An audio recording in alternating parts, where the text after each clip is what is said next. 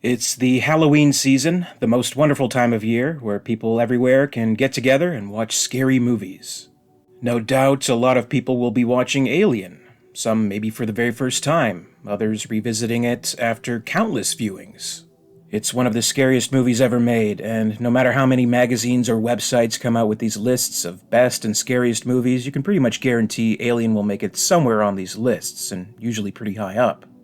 As an added bonus this year, the newest entry in the series, Alien Romulus, has been released digitally this month, so viewers can now enjoy the thrills and chills of the new Alien movie in the comfort of their own home. But if you just can't get enough Alien this month, there is another release I'd like to talk about today. A new documentary, Alien on Stage, was also recently released on digital, and I think it's something Alien fans all over are sure to appreciate. It was quite illuminating to me, not quite knowing the full story behind an amateur stage adaptation of Ridley Scott's Alien that has come to be something of a legend. The documentary follows the production from its origins in Dorset, England, where these bus drivers within an amateur dramatics group, Paranoid Dramatics, decide to try something a little bit different for their next stage play. The idea is to adapt a favorite movie, and after going through some possibilities of known classics, the clear choice is Alien. We get to know the major players of Alien on Stage progressively throughout the documentary, such as the cast. These are all just normal people with normal lives who, for some reason or another, have caught the acting bug and decide to devote their time to this project. The actor who plays Dallas, for example, is studying for his law degree. He jokes that if being a lawyer doesn't work out, maybe Hollywood will give him a call. We have interview segments with the actors who play Parker and Brett, which is amusing to see because they do end up having a pretty similar Parker and Brett dynamic together. There's a revealing moment where the actress playing Ash recalls her days in high school and how her drama teacher affected her so profoundly that she had never forgotten it. We have the director, well known in the community for some of his previous productions, who may be a little bit of a perfectionist in ways the cast and crew was not prepared for.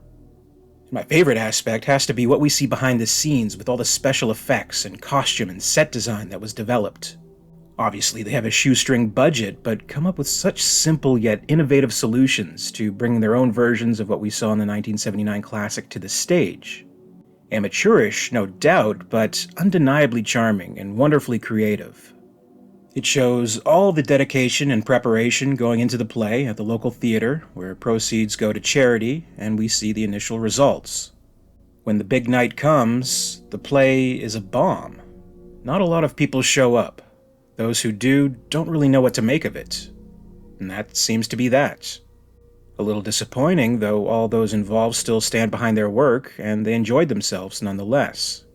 But where this story really picks up is when two documentary filmmakers intervene, the duo who made this documentary. They saw something special in this production. They get a hold of the cast and crew. They present the idea that seems ludicrous at first. Let's take this production to a bigger venue. Let's do one night at a famous West End theater in London to see what the audience makes of it. Well, why not? At the risk of spoilers if you haven't figured it out, the play becomes a huge hit that night. But the delight of it all is in seeing the anticipation and seeing the pressure mount as it gets closer to its premiere. And ultimately, the palpable satisfaction that we all experience in seeing the hugely positive response and the absolute delight of the audience. As someone who's seen the movie so many times, it's very interesting to see exactly how they go about it in their adaptation, and how they approach the key scenes. Any audience member even somewhat familiar with the movie is going to know about the iconic moments and anticipate them. We see the great enthusiasm when it comes to the facehugger scene, or the chestburster scene, or the headless Ash scene, all done in its charmingly low-budget fashion.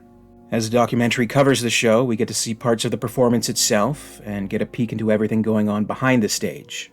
Additionally, there's a pretty nifty alien point-of-view camera that captures the action from the perspective of the actor in the alien costume.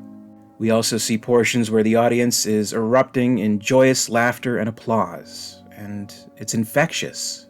It's all kind of a magical experience to witness. This documentary is surprisingly moving and inspiring. I'll admit, I didn't know exactly what to expect going into it. I thought it would, at the very least, be amusing and almost comedic in seeing this cheap adaptation with dollar store effects and amateur actors, and it is, but it's so much more than that. What it really strikes at the heart of is the unifying power of art. People getting together and expressing themselves through art. Most importantly, what it makes abundantly clear is that anyone can do it. It doesn't have to be your profession, it could be something you do in your spare time.